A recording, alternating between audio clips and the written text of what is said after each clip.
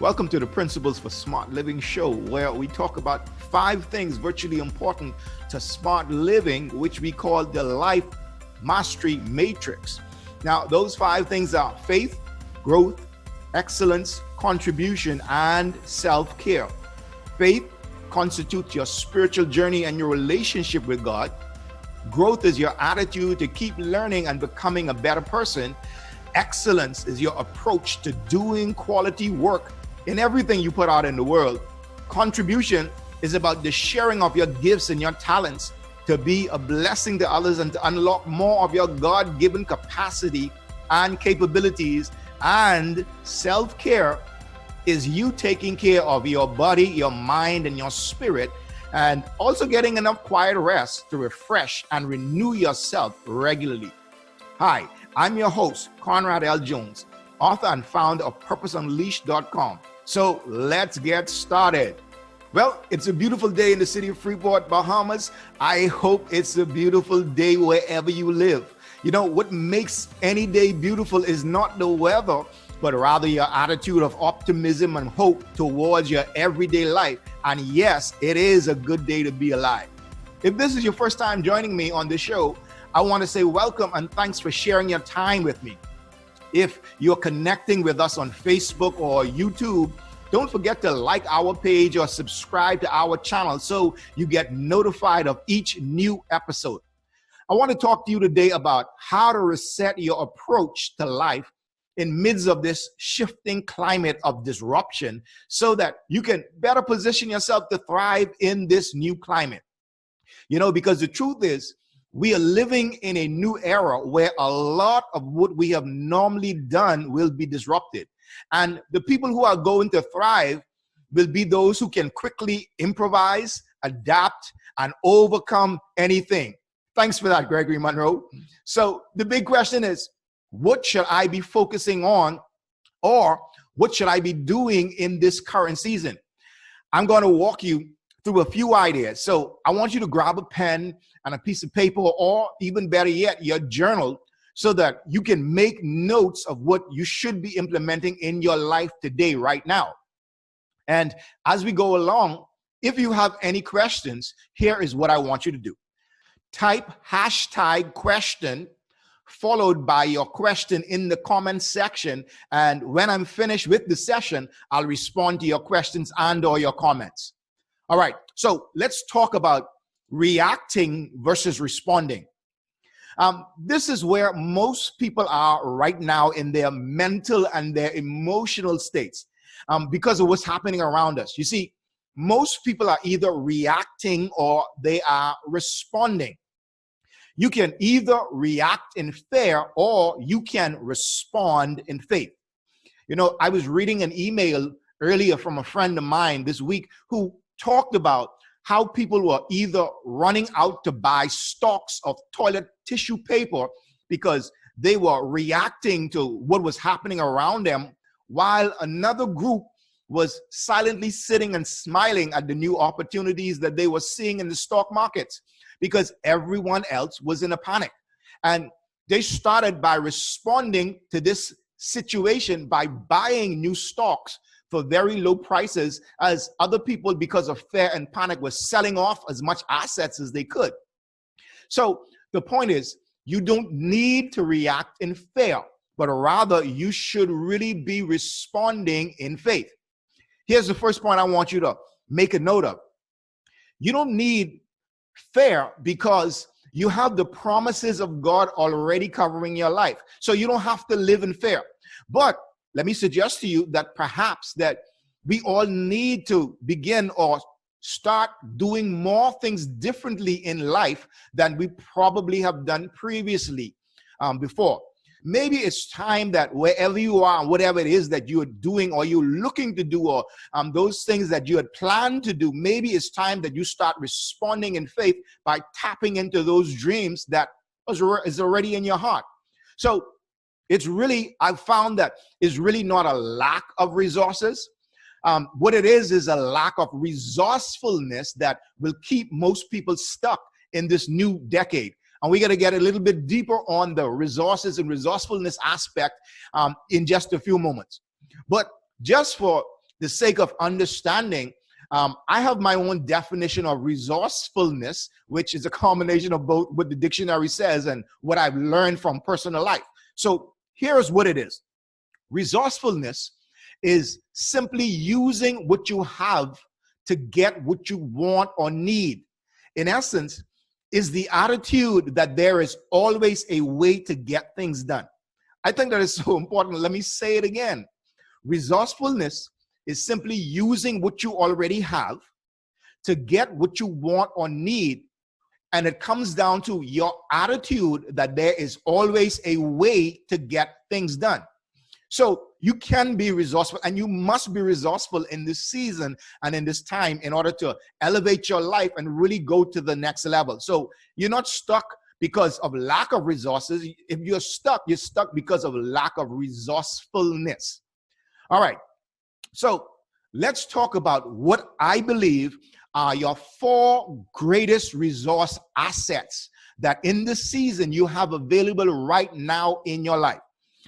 We're going to talk about these assets that are yours, and then we'll talk about assets that you can have access to that you don't even own. But it all becomes available to you in this season if you apply a little wisdom. And you know, the truth is, getting wisdom is as easy as asking for it. The Apostle James said in the book which bears his name in James chapter 1 and 5, he says, if any of you lacks wisdom, you should ask God, who gives generously to us all. And so the truth of it is, in applying a little wisdom to your 4 greatest assets and the ones that you can tap into, like I said, if you don't have any, you can always ask God and he's going to give you some. So here are your 4 greatest resource assets. Now, let me digress a bit and start from this particular point.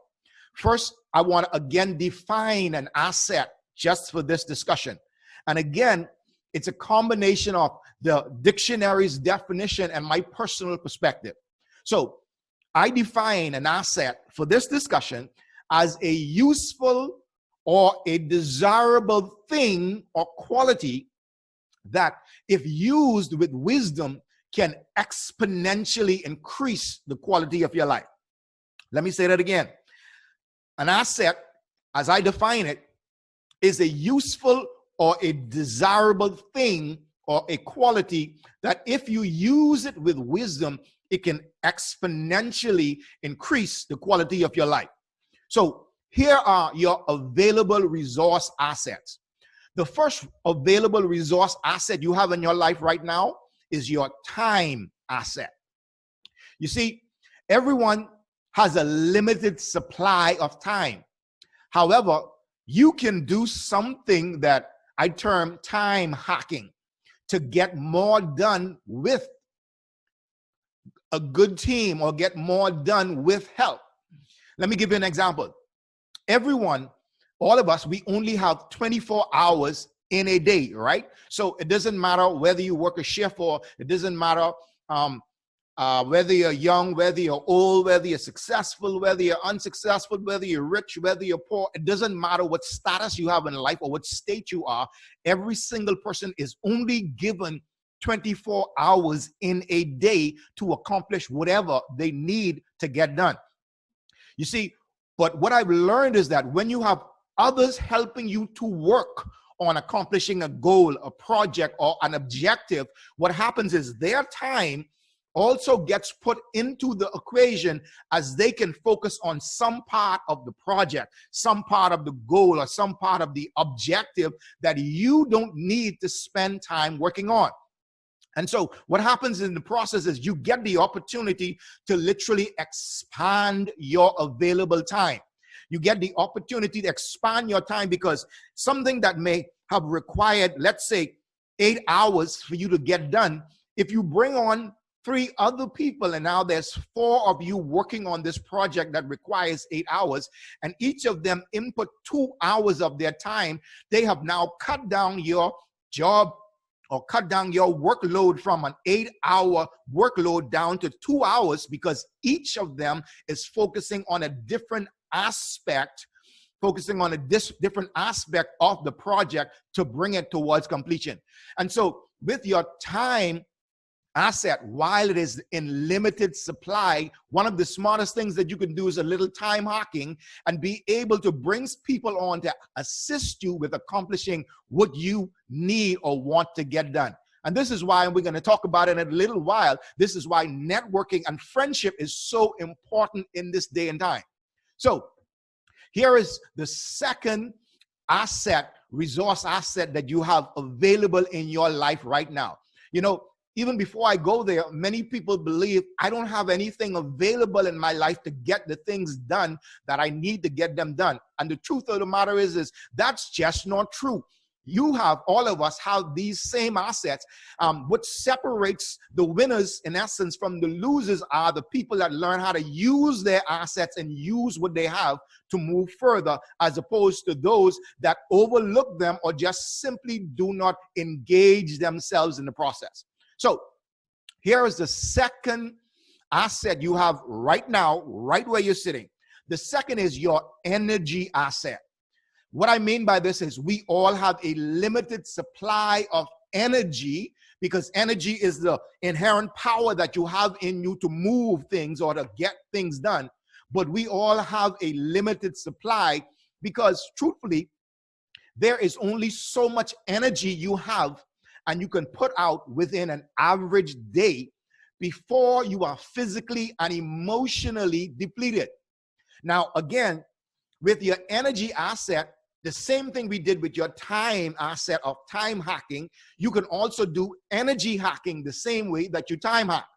And I found, again, that the best way that you can do this, like I said earlier, is to allow other people to focus on different aspects of a goal, objective, or project that you're working on. And now they have transferred their time and their energy to that particular portion, which means you don't have to use all of your time and your energy on the entire project because you have help along the way.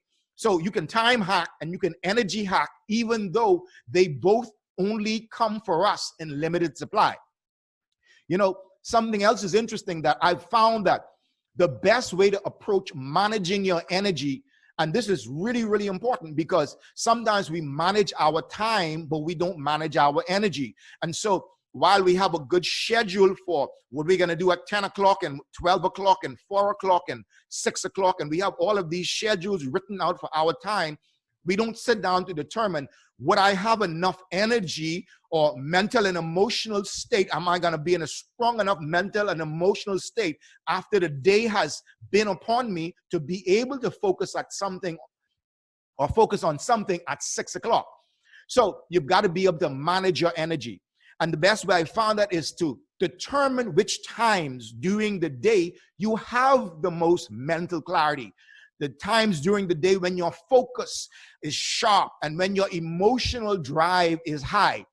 And once you have figured that out, and this could be early in the morning or it could be late in the afternoon. Some people work better at 12, 1 o'clock in the morning. Some people work better at 5 o'clock in the afternoon. But you've got to determine for you what is your peak season for your energy output. And then what you do from this point is during those peak states, you want to focus on doing those things which are most important to your progress in various areas of your life. And so during your peak state, you don't just do anything. You focus on the things that are of highest priority on your list for moving forward. And what you'll find is that this is an amazing way to work in your life because it allows you in short spurts to be able to get more done over a longer period of time, even though you're only using short focus times. But you're mentally clear, you're emotionally driven, and you have the energy to get it done. Okay, so let's look at the next or the third resource asset that you have. The third resource asset that you have in your life is your experience and your knowledge asset. Now, don't take this lightly because everyone, you and me, wherever we are in life, we all have some level of experience and knowledge in some area along this particular journey that we call life. And I don't want you to overlook this power which you have. Now, here is what I've learned about this journey. First of all, there will always be people ahead of you because they have experienced more than you have. They have been on the journey longer than you have. And again, there will always be people that's behind you on this journey. And that's only because they don't have the same level of understanding and experience that you have acquired over the years. And they're possibly younger than you are. So in essence, if you are, let's say, 30 years old, someone who is 80 years old would probably have more life experiences than you do. And someone who is 15 years old would probably have less, right? But here is the power in this. The power in this is that you learn to position yourself so you are learning from those people in front of you, and you are using that wisdom that they share to improve the quality of your life. And then you are turning to help those people that's behind you on the path. What I found is that living this way, you are always learning and growing and giving and helping. And that is one of the most powerful ways to live. You know, the other great thing about your experience and your knowledge asset is that you can always increase both of these resources in your life. And listen, that is truly, truly amazing. One of the things that I've found is that you can learn more, and even during the season when a number of people or a lot of us are confined to various spaces and different things like that, you know, some people will use this time and spend time binge watching on Netflix or watching every YouTube video that comes out or Amazon Prime or whatever else to entertain themselves, and not realizing that they have the opportunity to increase exponentially their knowledge base and their understanding in different things that can help them go to another level. All right, so here's the fourth asset that you have in your life, and that is your money and your financial asset.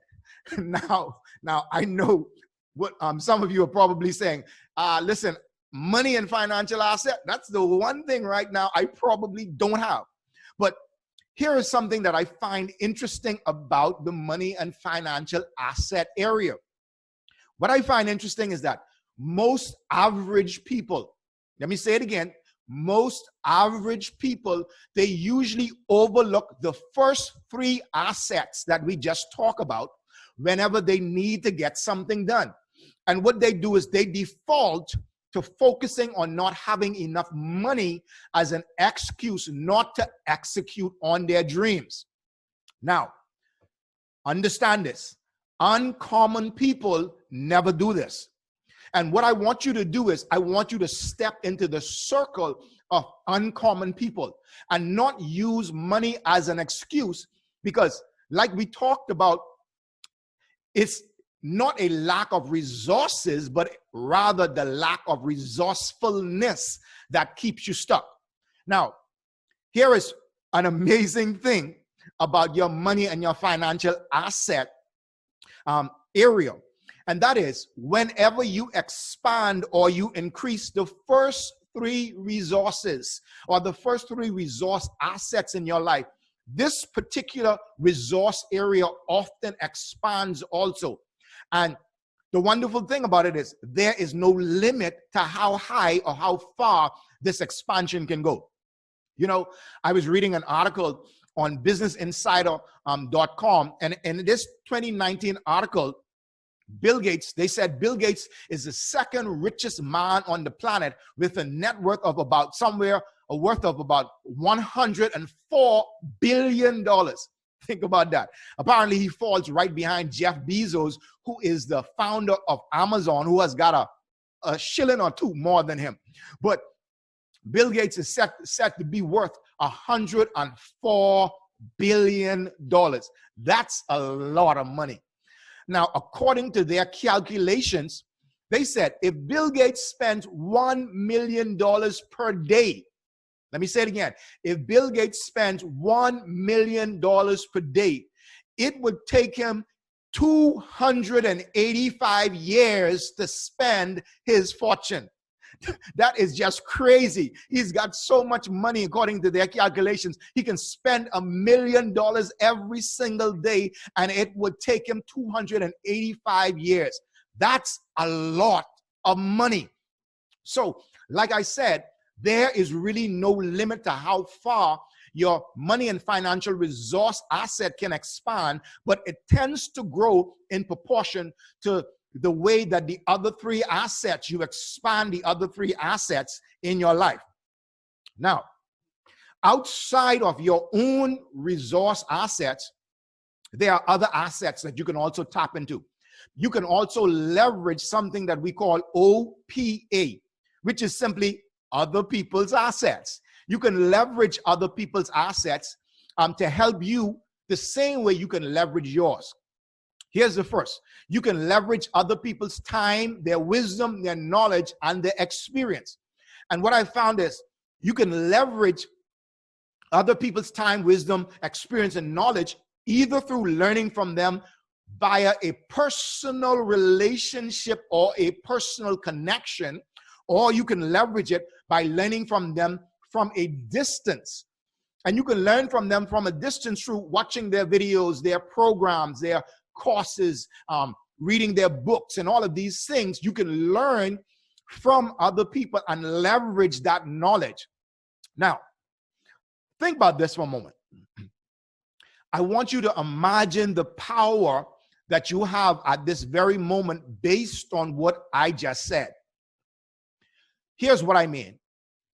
You can read a book that contains someone's knowledge and experience that took them 30 years to acquire. And you could learn and absorb their basic principles that took them 30 years in 3 to 5 hours, depending on the size of the book. That's an unimaginable power that you have. One of my favorite authors is Dr. Myles Munroe, who is deceased by now, but he's got some amazing stuff that's written. He's written stuff on leadership and vision and purpose and all types of things. It is amazing. I find it so awesome that I can learn about leadership in a 3-hour or in a week session. If I read over the period of a week or something along that line, I could learn from this man in 3 hours or a week time what took him 30 years to learn and understand. And I can learn that and go and immediately start to apply it to get my own results and develop my own experiences based on the principles that I just learned from this man and his writing. Man, listen, that's unimaginable power. So you are not limited or restricted. You can tap into these things and really take your life to the next level. It just depends on what you have chosen to do. Here's the other. The other thing that you can leverage is other people's money and financial power. Now, I know you're probably saying, oh, Conrad, please tell me how I could get some other people's money because I don't have enough for me. So I need to find how to get some money from some other people. Slow down, slow down, slow down a bit. I want you to note, think about this, and you would know this. I want you to note that there are always investors that's looking for new ideas, that's looking for new innovations, and they're looking for resourceful people to partner with so that they can get a greater return on their money. So the point is, like we talked about Bill Gates a while ago, there is no shortage of money on this planet. It just takes resourcefulness to access it. You know, and I find this so powerful. But as a matter of fact, one of the greatest investors in the universe is God himself. And God is always looking for someone to partner with to do some amazing things in this world. So you can always get to a higher dimension in both your life and your work, either through human partnership or through divine partnership. And a combination of human and divine partnership is the best way to go. All right. So here's another asset that you can leverage. You can leverage other people's network. Now, this is a really amazing concept.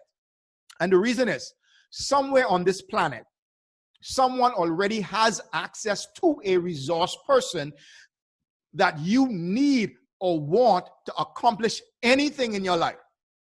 And this is why it's so important to build and expand your personal network. You know, King Solomon gave a hidden nugget of wisdom on this in Proverbs chapter 18 and 24, when he said that he that will have friends must first show himself to be friendly. I want you to think about this for a moment. Think about whether or not your attitude towards friendship is actually pulling people closer to you and helping you to build your network, or your attitude is pushing people away from you. Because at the end of the day, only you can decide on your attitude. Now, break out that journal or your pen or your paper, because I'm going to give you something that I want you to write and to think through. Okay? Here's a question, and it's in two parts. I want you to write this question, and I want you to sit down and script the answer to this question, because it's going to push you further on your journey. Here's the question.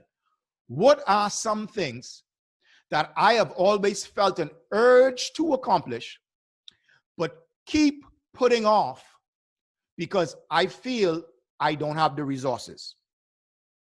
I want you to write that question down, and I want you to write the answer to that. What are some things that I always felt an urge to accomplish, but I keep putting off because I don't feel I have the resources? Here's the second aspect of that question. How can I leverage either my resources or other people's resources to get this thing done? One question, two parts. When you script the things that you feel an urge towards accomplishing, but you keep putting it off, there's two things that surface. One, first of all, is now you know exactly what you want to get done. So you have focus. The next aspect of it is, by you keep putting it off, it means that you have not made it a priority. So you've got to determine whether this thing that you have said for you is something you should focus on, whether you need to make it a priority or go and focus on something else. And that puts you on a path of clarity. Here's a power tip. You either use what you have, or you can learn to become better friends with others. And this is important so that you could leverage their power and you could start progressing towards those dreams that God has already put in your heart. Now, the flip side of this, or the next side of the same coin I just gave you, is that Jesus said this. He said, give and it shall be given unto you. And what I'm going to suggest to you is that maybe if you gave, and maybe if you became a better resource to other persons and a better resource to other friends around you, they would want to be a better resource to you. You know, you find out that you have a friend or colleague or someone that's working on a project and they're discussing it with you and they're bouncing ideas of you, and there's some aspect of it that you can help them with. Listen, man, if you go ahead and you do that, what you would find is that person then, when you are working on something, they would have become more open even to giving of themselves to help you accomplish what you are doing. And in some circles, it is known as the law of reciprocity. So you give and they want to give.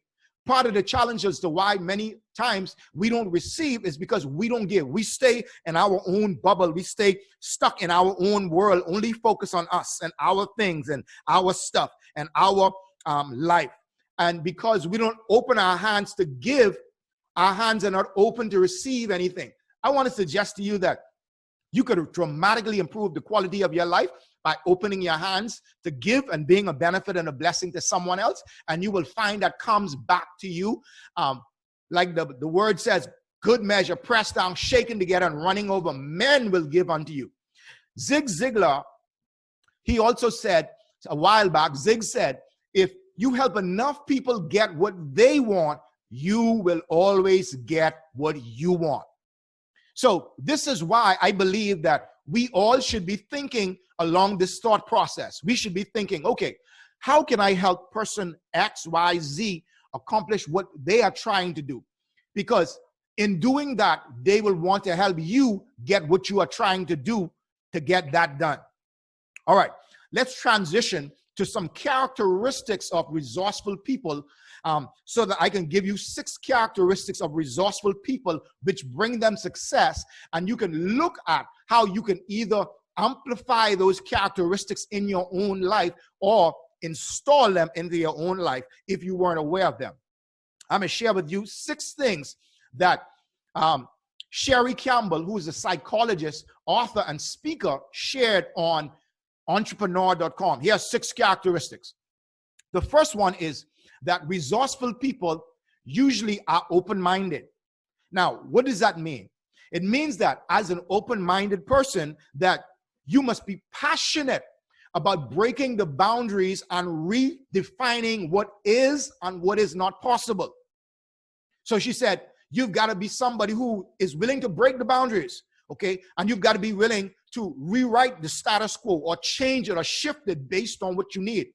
One of the things I've found is that one of the biggest mistakes that most people make is they allow an unqualified source to define them. You see, don't allow people who don't know you. And the truth is, most people don't really know you because they can't see your heart. They can't see your ability. They can't see your capacity. They can't see all that you have inherent inside you. Most people don't really know you. Don't allow people who don't know you to define you, okay? Don't allow them to define what is and what is not possible for you, or what you are or what you are not capable of doing or achieving. You know, many times people will put their limitations on you, and you've got to be careful of that. In essence, they will tell you that you can't do something because they don't believe they can do it.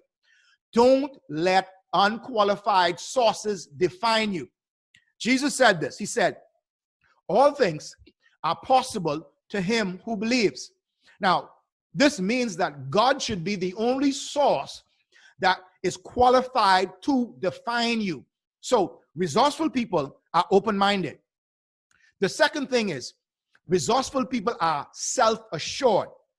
And this means that you've got to believe that you are creative enough and that you are capable enough of handling any problem that is placed in front of you. You know, you've got to see that in your life, that being competent and being adequate, that you are both competent and adequate enough to achieve whatever you desire. You know, I was thinking about this, and I thought that as we all think through our lives and all the things that you have probably already been through to reach at this particular place where you are right now, I think that one of the things that you will realize is that you are more powerful than you give yourself credit for. There are many people that didn't think that you would be here where you are right now today, wherever you are. They didn't see you making it to this place, but you are here. And that means that there is power and ability in you to move past challenges and obstacles and things that you would have faced. And so you are adequate and capable enough. So self-assurance, though, but let me put this plug in here. Self-assurance doesn't mean that you get a swelled head and you get a bloated ego at your own self-importance, but rather it means that you simply believe in yourself. Here's the third thing. Resourceful people are imaginative.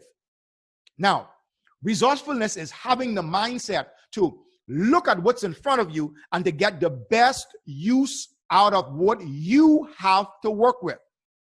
So resourcefulness for you will be different for me because, first of all, what you have in front of you is different from what I have in front of me. And then what you have to work with is different that I have to work with. So each individual person becomes resourceful in their own unique way.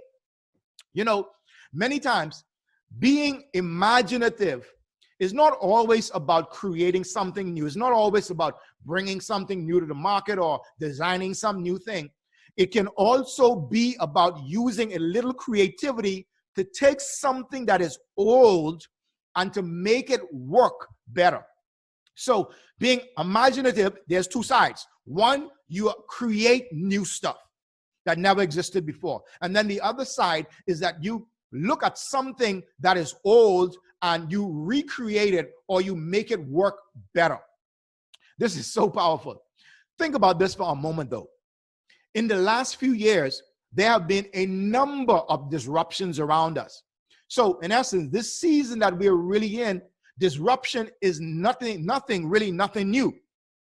You know, while you may not have paid attention to all of the interruptions and disruptions that happen around the globe, there are millions of disruptions that have been happening in the last few moments.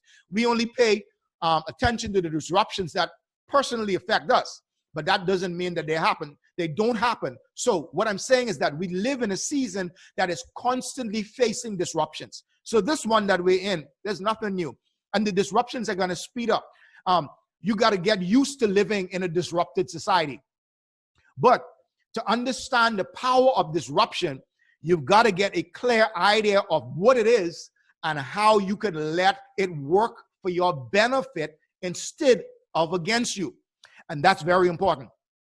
You see, disruption in the sense that I'm talking about at this point in this discussion, disruption is about intentionally causing temporary disorder and interruption to the way things have normally been so that you can radically change an industry or an environment. And so in this particular sense, disruption is being intentionally caused so that you can change or shift something radically because the normal may not be working anymore. And you do this to introduce something new. And what I've found is that there are two major underlying reasons often driving disruption in any area. And those two major things are speed and ease. And that simply means that we want to get something done faster, so we may disrupt something to speed up the process. To give you an example, for instance, back in the day, when you needed to do research, you would go into a physical library and scan through the library cards. And some of you probably that's much younger have no idea what I'm talking about, and that's fine. But you would scan through the library cards and find the sections and the books that you were looking for, and then go to those books and read the table of contents and try to get into the passages or the sections so that you're able to get an understanding or solve a problem or answer a question. That's the way you got information.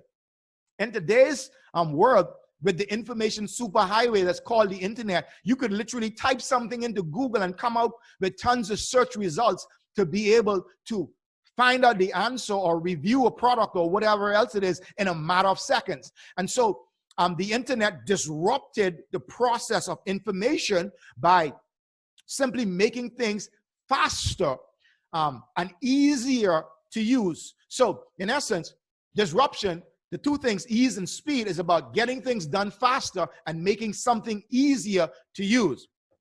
Here are two other quick examples. And these two quick examples of disruption are Uber and Airbnb. So Uber disrupted and they revolutionized the transportation industry, how you would catch a cab and all of these different type of things. And then Airbnb came along and they revolutionized the hotel room industry and how you would be able to book or a hotel room or stay when you go to different countries. You know, the thing about Uber and Airbnb, they didn't create anything new. But what they did is they took something old and they made it work better. So I want you to think about what new future in some area that you can visualize or imagine, which will cause you to disrupt the status quo and create something better. And that's about being imaginative as a resourceful person. The next is, resourceful people are proactive. You know, to a resourceful person, there is no such thing as procrastination. They don't have that in their mindset because they understand to be successful, you cannot put your dreams on hold and wait for the right resources or people to show up. Because in many cases, it probably will not. And you will end up going around year after year after year with these goals and these dreams and these plans and these visions that's on the drawing board and nothing ever gets launched. What resourceful people understand is that many times you just got to go out there. You just got to, like Nike's slogan says, you just got to just do it. And so you have to be proactive. The next is, resourceful people are persistent. And that means that to be resourceful, you can never give up. Because if you stop trying before the problem you're trying to solve is solved, then the truth is you haven't really accomplished anything. It is in taking that journey to get to the solution that you learn, you understand, you grow, you develop, and you become someone different that allows you to move to another stage. So in being a resourceful person, implement in your mind or put or stamp in your psyche that you will never give up, that you will look and keep working to find the solutions that you're looking for. And then the sixth thing about being a resourceful person, the six characteristics, is that resourceful people are optimistic. In essence, when you possess a resourceful mindset, it requires that you stay positive, that you stay with the thought in mind that there is always a solution to every problem, even if that means that you've got to change the direction that you're going in, or you've got to change your approach to doing something. So those are the six characteristics of being a resourceful person. Now, let's transition here before we wrap up. But I believe that after hearing all of this, I'm guessing that your question must be, okay, Conrad, with everything that you have said, where do I start with doing this? And that is a really, really good question. So before we wrap up today, I'm going to share with you how I believe that we can reset and that we can thrive in this new era of disruption. So let's talk about your takeaway from this session and how I believe you can approach things differently and what you should focus on right now. I believe we should focus on a simple thing that is called the dominion mandate. Now, I'll probably get a little deeper into that in another topic, in another session, but for brevity during this discussion, here is a quick overview of what the dominion mandate is if you haven't heard about it before. In the book of Genesis, which is the first book in the Bible, when God created man, he gave him dominion over the earth and he told him to rule wisely. A lot of things that's happening in our world today, we talk about climate change and all of these things, is because man has really just not ruled wisely, But what God did is he gave each of us the capacity to rule some area of life. And because we've been given this power by God to do so, we can do it. However, most people allow life to rule them instead of them ruling life. As a Christian believer, I believe that God has given you and I the assignment to advance his kingdom by spreading his godly influence within the earth and being positive agents of change and transformation in our communities. So, coming off the dominion mandate, there's something that's called the 7 mountains of influence, or the 7 areas of society, or the 7 areas that society is influenced and changed by. And I believe that each of us is called to advance God's kingdom within one or more of these areas. Now, just quickly, from a spiritual point of view, mountains are considered to be places and positions of influence, dominion, and rulership. So the 7 mountains, if you've never heard about it before, is something that was shared somewhere around about 1975 by Bill Brighton, Lauren Cunningham, and has become increasingly popular in different circles over the years. So these are the 7 mountains of influence that they spoke about. The first is family. The second is religion and spirituality. The third is business, which encompasses economy and finances. The fourth is politics, which is inclusive of government. The fifth is education. The sixth is media, which encompasses communication. And the 7th is arts, which includes entertainment and sports. Those are the 7 mountains. So here is your takeaway. In the next few days, I want you to grab your journal and I want you to think through your life. Look at each of these 7 areas and see if any of them connect with a passion or a tug in your heart, and I want you to write that down. So if media and communication, for instance, connects with something in you that excites you, write that area down. Then the next thing you do is see, as you look through your life and you think through your experiences, if there are any giftings or abilities within you which would allow you to tap into one or more of these areas. And I want you to write that down too in your journal. Your journal is going to become extremely important over the next few weeks. I also believe that in this whole process, it is wise to access help from the greatest inventor and the greatest investor in the universe by simply asking God to provide some direction for you in this process. Now, finally, once you have a tug or a leaning in any area, no matter how small it is, you should spend some time developing yourself and building something within that arena which can be a benefit and a blessing to others. I found that you'll be amazed at how simple or how this simple process revolutionizes your life.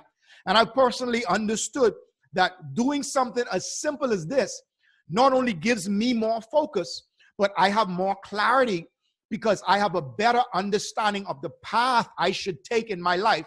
And there is a personal connection to it in my heart. So I'm happier because I'm in alignment with who I feel God has called me to be. That's so important. Well, I hope you enjoyed this session as much as I have. If you're on Facebook, don't forget to like our page. And if you're on YouTube, subscribe to our channel so that you get notified as soon as I release more fresh content. Also, you can find more resources over at our website, purposeunleashed.com. This is Conrad L. Jones saying, live your life purposefully, passionately, and uniquely great. And have a wonderful day, and see you in the next episode.